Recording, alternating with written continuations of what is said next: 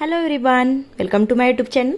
तर व्हिडिओ बघून तुम्हाला समजलंच असेल की मी स्कुबा डायव्हिंग करते आणि स्कुबा डायव्हिंग करताना किती घाबरले हे सुद्धा तुम्हाला दिसत असेल।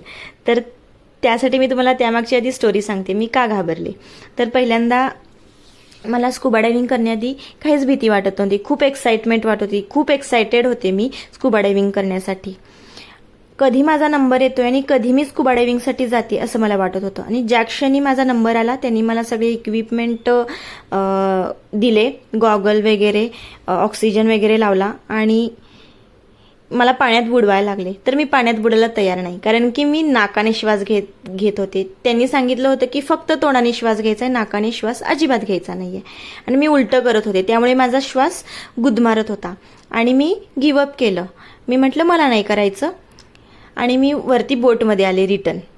आणि दुसऱ्यांचं बघून मला असं वाटलं की सगळ्यांनी केलं, मीच नाही केलं, इथंपर्यंत येऊन न करता जायचं असं मला कसं तरी वाटलं। आणि मी परत त्यांना रिक्वेस्ट केली आणि परत गेले स्कुबा डायव्हिंग करण्यासाठी। तर खूप भीती वाटत होती। मी गेले, डोळे बंद करून पाण्यामध्ये गेले आणि नंतर पाण्यामध्ये आतमध्ये गेल्यानंतर मी डोळे उघडले आणि सगळ्या व्ह्यूचा आनंद घेतला, घाबरतच घेतला। तर अशा प्रकारे मी माझं स्कुबा डायव्हिंग केलं। जर तुम्हाला माझा व्हिडिओ आवडला असेल तर लाईक करा, कमेंट करा, शेअर करा आणि चॅनलला सबस्क्राईब करायला विसरू नका। थँक्यू।